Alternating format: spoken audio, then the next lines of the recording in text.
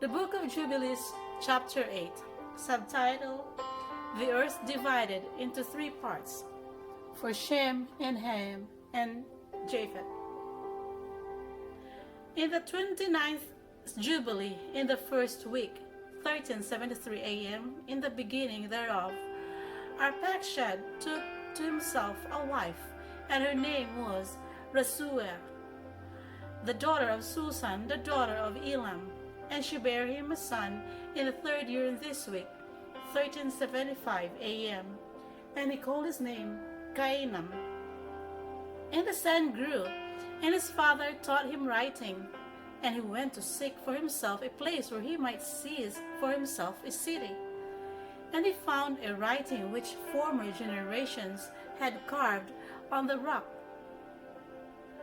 And he read what was thereon, and he transcribed it, and sinned owing to it, for it contained the teaching of the watchers in accordance with which they used to serve the omens of the sun and moon and stars in all the signs of heaven.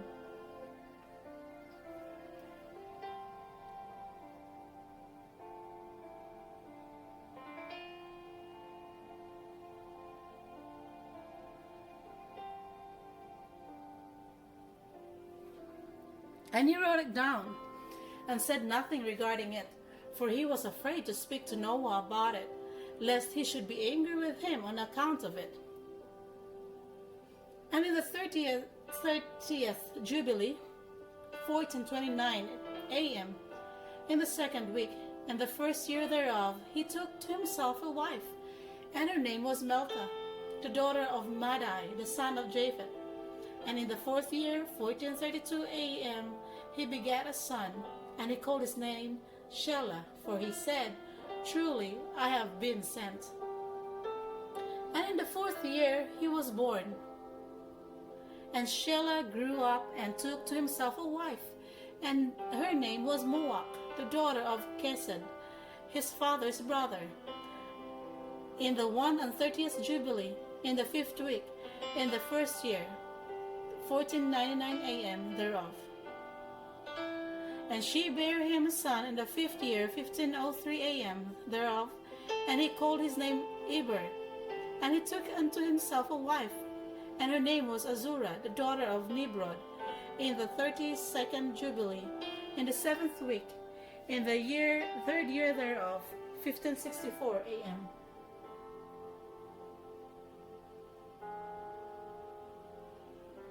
And in the sixth year, 1567 a.m. thereof, she bare him a son, and he called his name Peleg. For in the days he was born, the children of Noah began to divide the earth amongst themselves. For this reason he called his name Peleg. And they divided it secretly amongst themselves, and told it to Noah. And he began to pass in the beginning of the 33rd Jubilee, 1569 a.m. And it came to pass that they divided the earth into three parts, for Shem and Ham and Japheth, according to the inheritance of each, in the first year, in the first week, when one of us who had been sent was with them. And he called his sons, and they grew nigh to him, they and their children, and he divided the earth into the lots, which his three sons were to take in possession. And they reached forth their hands, and took the writing out of the bosom of Noah their father. And there came forth on the writing as Shem's lot in the middle of earth, which he should take as an inheritance for himself, and for his sons for the generations of eternity, from the middle of the mountain range of Rapha, from the mouth of the water, from the river Tina.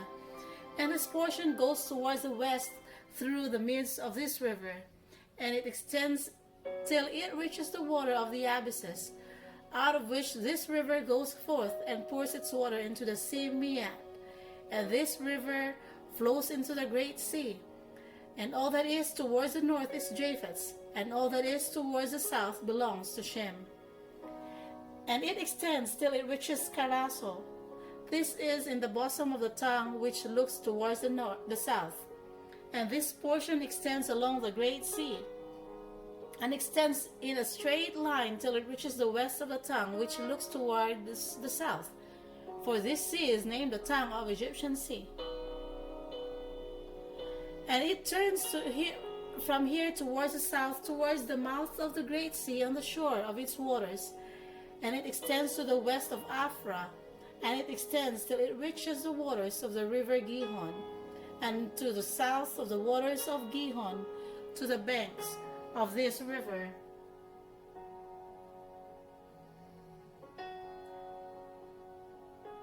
And it extends towards the east till it reaches the Garden of Eden, to the south thereof, to the south from the east of the whole land of Eden. And of the whole east it turns to the east and proceeds till it reaches the east of the mountain named Rapha, and it descends to the bank of the mouth of the river Tina. This portion came forth by lot for Shem and his sons, that they should possess it forever, and to his generations forevermore. And Noah rejoiced that this portion came forth for Shem and for his sons, and he remembered all that he had spoken with his mouth in prophecy. For he had said, Blessed be Yahweh Almighty of Shem, and may Yahweh dwell in the dwelling of Shem.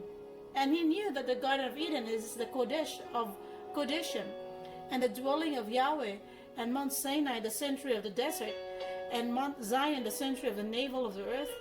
These three were created as Kodesh places facing each other. And he blessed the Almighty of gods, who had put the word of Yahweh into his mouth, and Yahweh forevermore.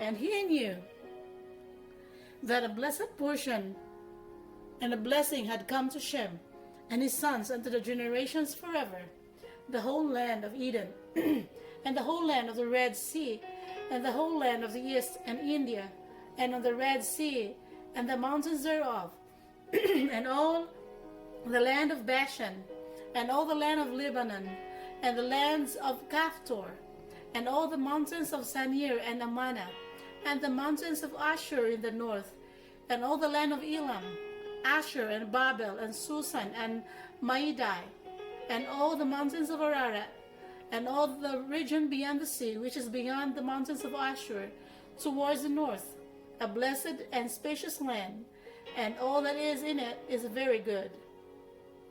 And for him came forth the second portion beyond the Gihon river, towards the south of the right of the garden, and extends towards the south, and it extends to all the mountains of fire, and it extends towards the west of the sea of Atel, and it extends towards the west till it reaches the sea of Ma'ota, sea into which everything which is not destroyed descends.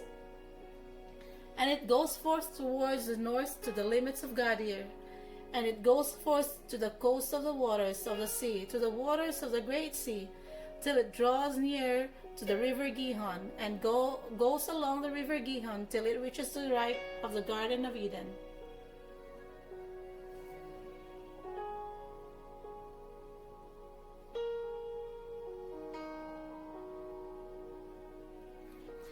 And in this land which came forth for Ham as a portion, and this is the land which came forth for Ham as a portion, which he was to occupy forever for himself and his sons unto their generations forever. For Japheth came forth the third portion beyond the river Tina, to the north of the outflow of its water, and it extends northeasterly to the whole region of Gog, and to all the country east thereof.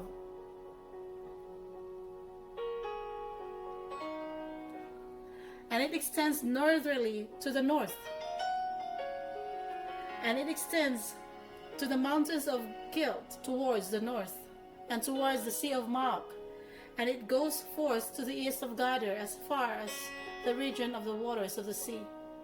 And it extends until it approaches the west of Farah, and it returns towards Aphirag, and it extends easterly to the waters of the sea of Miat, and it extends to the region of the river Tina in a northeasterly direction, until it approaches the boundary of its waters towards the mountain Rapha, and it turns round towards the north.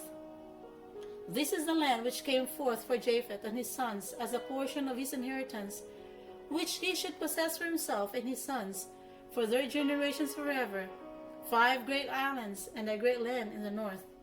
But it is cold, and the land of Ham is hot, and the land of Shem is neither hot nor cold, but it is of blended cold and heat. This concludes